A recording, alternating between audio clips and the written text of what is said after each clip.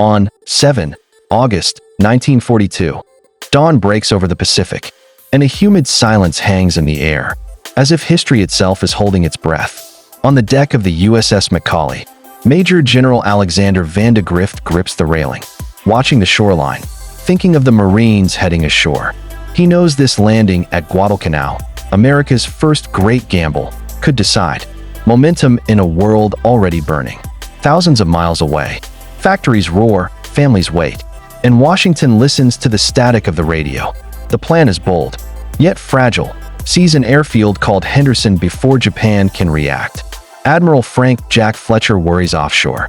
His carriers are low on fuel, enemy fleets unseen, and every decision feels permanent. As landing craft churn the surf, young Americans clutch their rifles and pray quietly for survival, for each other. They do not yet know that Japanese veterans wait inland, masters of jungle warfare, confident after months of victory. This island seems small on the map, yet its airstrip threatens supply lines across the entire Pacific. Van de Grift exhales slowly, thinking of the men behind him, and the nation watching from afar. If Guadalcanal falls, America could lose confidence. Allies might doubt its resolve, and enemies would smell weakness.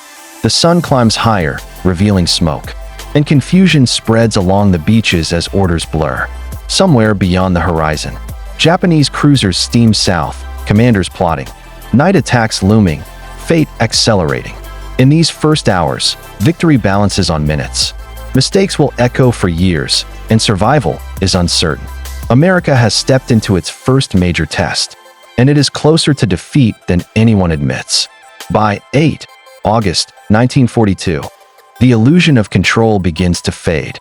As night approaches and fear sharpens, Admiral Fletcher withdraws his carriers, low on fuel, wary of enemy submarines rumored nearby, leaving the Marines exposed. Van de Grift receives the news quietly, feeling the weight of abandonment settle in his chest, yet he says nothing aloud. Without air cover, supplies vanish, ammunition thins, and the wounded pile up as the jungle closes tighter. Japanese Vice Admiral Genichi Mikawa races south with his cruisers slicing through the darkness. Crews eager for engagement. They know American fleets are scattered. Confidence rises, and revenge for earlier losses burns hot. Off Savo Island, Allied ships drift. Radar unreliable, commanders exhausted. Warnings dismissed. Just after midnight on 9 August 1942, guns erupt, star shells bloom overhead, steel screaming through the night. Japanese salvos tear through cruisers. Canberra burns. Astoria shudders. Vincennes staggers helplessly. Sailors die at their stations, trapped by fire and water. Screams swallowed by the sea. Within minutes, the Allied screen collapses. Survivors are stunned, signals broken, leadership absent. Mikawa could press onward, destroy the transports, erase the invasion. History trembling on his orders. Yet fearing daylight air attacks, he turns north, leaving victory incomplete. Opportunity slipping away. At dawn, smoke hangs over the wreckage. Marines ashore unaware of how close annihilation came. Guadalcanal still holds, barely breathing, saved not by strength, but by hesitation and chance. On 10 August 1942, the jungle wakes early, thick air buzzing, danger unseen but constant. Van de Grift surveys Henderson Field, half-finished, vulnerable, yet essential to survival. Engineers work with bare hands, sweat pouring, knowing that bombers will come soon. Japanese planes strike by afternoon, bombs scattering earth. Men diving for cover, discipline holding. Each raid is a harsh reminder. The carriers are gone, and escape is impossible. Supplies run dangerously low, rations shrinking. Malaria beginning its quiet assault. Across the island, Colonel Ichiki lands troops, elite veterans, contemptuous of American resolve. He believes a single night attack will end the campaign. Confidence bred by months of victories. On 20 August 1942, Ichiki charges at the Tenaru River, banners raised, shouting into darkness. Marine machine guns open fire. Tracers carve the night, bodies falling as the river runs red. By dawn, Ichiki's force is shattered. Survivors hunted, the myth of Japanese invincibility cracking. Yet victory feels hollow, ammunition scarce, reinforcements uncertain, nights still terrifying. Vandegrift writes reports calmly, hiding fear. Understanding this was only the beginning. Japanese high command now commits fully. Convoys assembling, battleships preparing bombardment. Guadalcanal becomes a magnet for death, drawing ships, planes, and men into relentless struggle. America survives its first test barely. The edge between collapse and endurance razor thin. The island demands more blood, and the war is far from decided. By 24 August 1942, the sky itself becomes a battlefield. Unseen forces circling far beyond sight. American pilots fly from Henderson Field, exhausted, underfed, yet driven by survival. They call themselves the Cactus Air Force, a fragile shield stitched together from broken squadrons. Japanese carriers approach from the north, confident, seeking to crush this island threat. Admiral Fletcher returns cautiously, knowing one mistake could end everything. On 24 August 1942, the Battle of the Eastern Solomons ignites. Planes scream into the sky. Bombs fall into open water. Torpedoes miss by yards. Tension stretching across miles of ocean. The carrier Enterprise shudders under attack. Sailors fight flames with bare hands. Japanese losses mount quietly. Pilots disappearing into clouds. Experience bleeding away. That night, transports retreat again. Supplies delayed. Marines counting bullets and beans. Back on Guadalcanal, Japanese artillery pounds the airfield. Shells rip runways, planes scatter. Infantry probes the perimeter, testing wire, listening for weakness. The jungle alive with whispers. Vandegrift walks the lines after dark, boots sinking in mud, men recognizing his calm presence. Every dawn feels borrowed, every sunset feared, endurance replacing ambition. America has not won, yet it has not lost. Balance holds by inches. Guadalcanal remains contested, breathing through clenched teeth, as greater storms gather offshore. By 12 September 1942, the island reeks of rot, cordite, and unburied fear.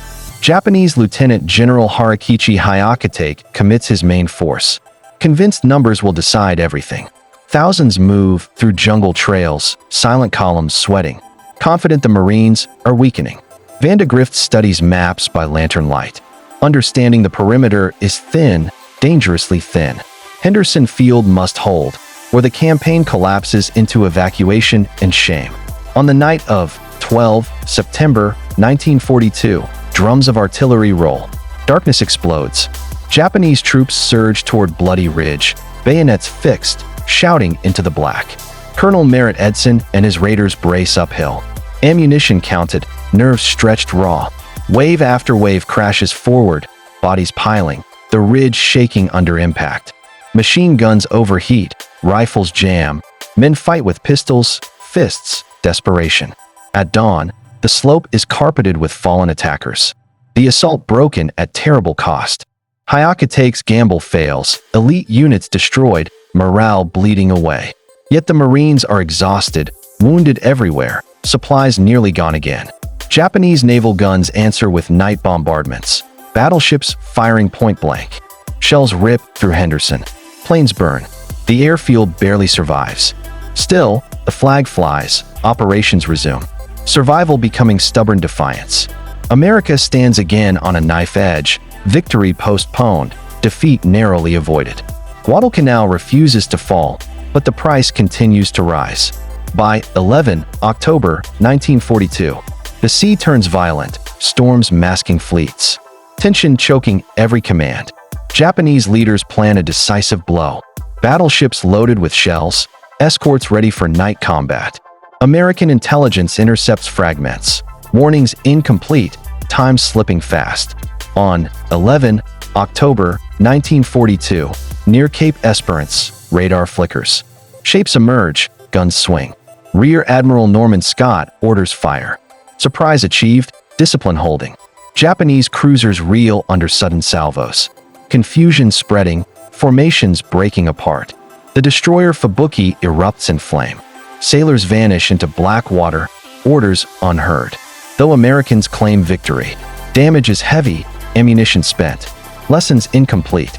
Days later, Japanese battleships return, pounding Henderson again. Runways cratered, planes destroyed. Each bombardment feels like an execution delayed, Marines counting minutes until dawn. Yet daylight brings American aircraft roaring back, attacking transports, sinking supplies. Japanese soldiers starve in jungle shadows. Disease spreads, strength wasting away. Vandegrift senses the shift, fragile but real, endurance beginning to favor his men. Still, naval battles rage unseen. Supply lines strangled nightly, uncertainty constant. Guadalcanal survives through exhaustion, not dominance, through luck and learning. America inches forward, still close enough to failure that every success feels temporary. By 13 November 1942, destiny gathers at sea. Fleets converging, nerves frayed thin. Japanese Admiral Hiroaki Abe leads battleships south, intent on erasing Henderson forever. American Rear Admiral Daniel Callahan sails blindly into darkness. Orders unclear, courage unquestioned. Radar contacts blur, formations tangle. Distance collapses to knife range. On 13 November 1942, guns erupt point-blank, muzzle flashes lighting faces. Battleships and destroyers trade blows like street fighters. Chaos absolute, commands breaking down. The cruiser Atlanta is shredded, Admiral Norman Scott killed. Confusion deepens. USS Laffey charges a battleship, firing everything, sailors screaming defiance. Callahan falls on the bridge, mortally wounded. Leadership shattered, yet resistance continues. Dawn reveals wreckage everywhere. Both sides bleeding, victory impossible to declare. That night, the battle resumes. Japanese Admiral Kondo pushes south, determined. American battleship Washington stalks in darkness, radar steady, guns poised. On 15 November 1942, Washington opens fire, crippling Hiroshima in minutes. The Japanese retreat at last. Transports doomed, soldiers stranded without support. Guadalcanal breathes easier for the first time, the tide finally turning. America has paid in blood, leadership, steel, but survival hardens into advantage. The edge of defeat recedes, though memories of how close will never fade. By December 1942, the island grows quieter, though danger still stalks every shadow. Japanese supply runs fail repeatedly. Destroyers chased off, cargo dumped uselessly into the sea. Starving soldiers fade into jungle. Discipline erodes, desperation replacing confidence. American reinforcements arrive slowly. Fresh faces shocked by smell, heat, and graves. General Alexander Patch replaces Vandegrift. Inheriting an army hardened by months of terror, Henderson Field operates daily now. Fighters rising unchallenged, control of the skies secure. On 18 December 1942, Japanese commanders face reality. Losses unsustainable, honor strained. Orders shift quietly toward evacuation, a retreat masked as reinforcement. Under cover of night, destroyers extract survivors. Gaunt figures cling to decks. American patrols advance cautiously, finding abandoned guns, empty camps, silence. The jungle that once hid enemies now reveals defeat, bones, and rusted steel. For the Marines, this feels unreal, victory arriving without a final battle. They remember August landings, Savo Island, Bloody Ridge, nights of bombardment. Each memory whispers how easily this could have ended differently. Guadalcanal stands as proof of endurance, not brilliance, survival over strategy. America's first major test is nearly over, the shadow of failure finally lifting. By January 1943, the truth is undeniable. The Japanese effort is collapsing. American intelligence confirms evacuations. Radio traffic thins, resistance weakening daily. Yet commanders remain cautious, remembering how many traps this island has set. Patrols push forward slowly. Rifles ready, nerves tight. Jungle still threatening. On 22 January 1943, Marines reach the western coast, meeting almost no fire. Abandoned equipment lies scattered, artillery silent, camps emptied in haste. The enemy has slipped away at night, leaving ghosts behind. For many Americans, relief feels strange, victory without celebration, only exhaustion. Bodies are buried, airstrips repaired, wounded shipped home quietly. Officers review reports, realizing how close collapse once came. A few lost transports, a worse naval night.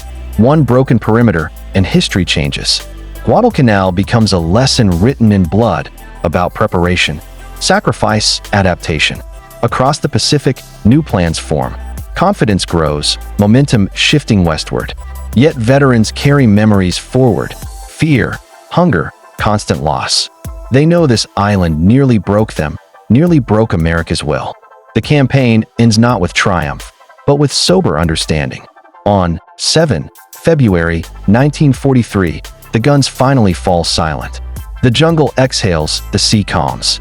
Guadalcanal is declared secure, though the ground remains soaked with memory and loss.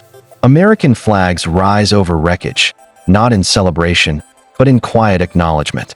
Commanders walk ruined airfields, counting scars, understanding how narrow survival was. This was not a clean victory, nor a flawless campaign, but a turning of fate. The United States learned to fight here, painfully, imperfectly, under constant threat. Mistakes were paid for in lives. Hesitation nearly cost everything. Yet endurance, adaptation, and sacrifice reshaped an army and a nation. From this island flowed confidence. Carriers pressed forward, strategies hardened. Japan lost more than men here. It lost initiative, momentum, belief. Across the world, allies watched, realizing America could bleed and still stand. Guadalcanal became both a warning and a promise, written in fire and sweat. A reminder that early defeat was inches away, and by surviving it, America learned how to win.